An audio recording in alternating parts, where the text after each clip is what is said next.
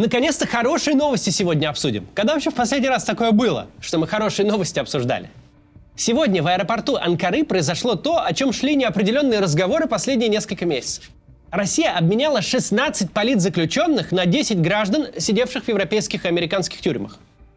В рамках обмена на свободу, в частности, вышли политик Илья Яшин, председатель Совета мемориала Олег Орлов, политик Владимир Карамурза, руководительница штабов Навального в Томске и Уфе Ксения Фадеева и Лилия Чанышева, глава «Открытой России» Андрей Пивоваров и другие. В Россию же, в числе прочих, улетел убийца на велосипеде Вадим Красиков. Личности тех, кого отдали России, не имеет смысла обсуждать. Имеет смысл обсуждать главный факт. Достойные люди, не совершавшие никаких преступлений и взятые в заложники российским государством, теперь на свободе.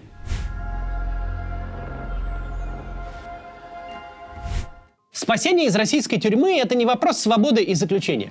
Спасение политзаключенного из российской тюрьмы – это спасение жизни.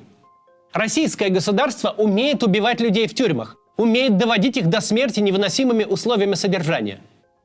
США и страны ЕС, насколько можно судить, Германия в первую очередь, не только вытащили собственных граждан, но также спасли жизни гражданам российским. Честь им и хвала. Бесконечно горько, что главная угроза российским гражданам исходит от собственного государства, а заступаться за наших людей должны иностранные правительства. Но тот факт, что в 2024 году еще остаются какие-то очаги адекватности, что есть такие правительства, для которых гуманитарные соображения, спасение жизней не пустой звук, этот факт радует бесконечно. Германия традиционно выступает агентом нормы. Ей не впервые спасать, давать защиту и убежище российским гражданам. Тут достаточно вспомнить, что активное заступничество немецкого правительства и его готовность немедленно принять медицинский борт спасло жизнь Алексею Навальному в 2020 году. И вроде бы нормальные люди ведут себя нормально, вроде бы в самом этом факте нет ничего удивительного. Но давайте зафиксируем. Иностранные государства спасли жизни наших граждан. В мире, где хороших новостей за последние года 4 с трудом наберется на газетную полосу, это потрясающе. Еще одна хорошая новость в том, что такого рода обмен всегда результат очень сложных переговоров с вовлечением огромного числа людей. Организовать освобождение осужденных уголовников сразу в нескольких странах с Запада – это не фиг собачий, это прям очень непросто. Сам факт такого обмена означает, что переговоры между Россией и западными странами возможны, что есть канал коммуникации, по которому стороны могут договариваться, брать на себя обязательства и выполнять их на самом высоком уровне. Безумие российского начальства еще не до такой степени развилось, чтобы сделать это самое начальство недоговороспособным. Пока еще наше государство не сводится к пассажам из телеграм-канала Дмитрия Медведева.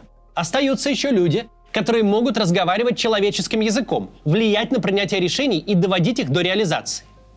Это хорошая новость. Не в том смысле, что сегодня они договорились об обмене, а завтра начнут переговоры о мире или хотя бы о перемирии в Украине.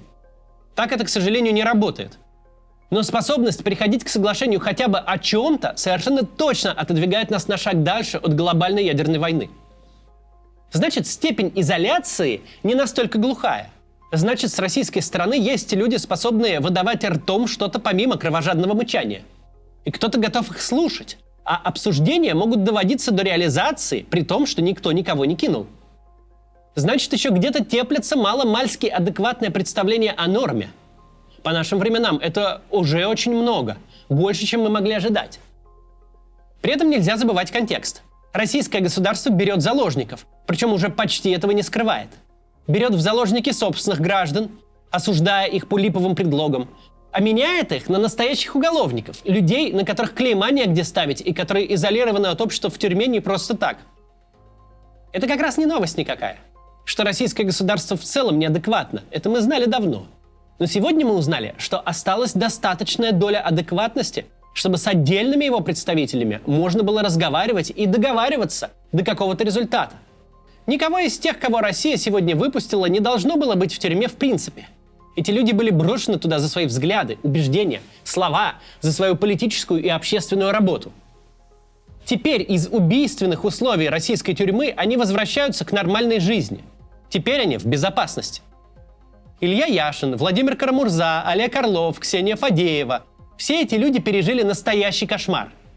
Они проявили себя образцами мужества и стойкости, ни на йоту не отступив со своих позиций и не отказавшись от убеждений. Теперь они на свободе и могут работать, приносить пользу обществу. Люди с моральным авторитетом, реально пострадавшие за свои убеждения, прошедшие через ад. Такие люди – большая ценность для российского гражданского общества. Антивоенное движение, Международная адвокация россиян, любые общественные проекты нуждаются в таких людях. С их безупречной моральной позицией гораздо проще открывать любые двери, заступаться за наших граждан, объяснять западным чиновникам, какие действия реально вредят Путину и мешают вести войну, а какие, наоборот, вредят всем россиянам, кроме Путина, и войну вести помогают.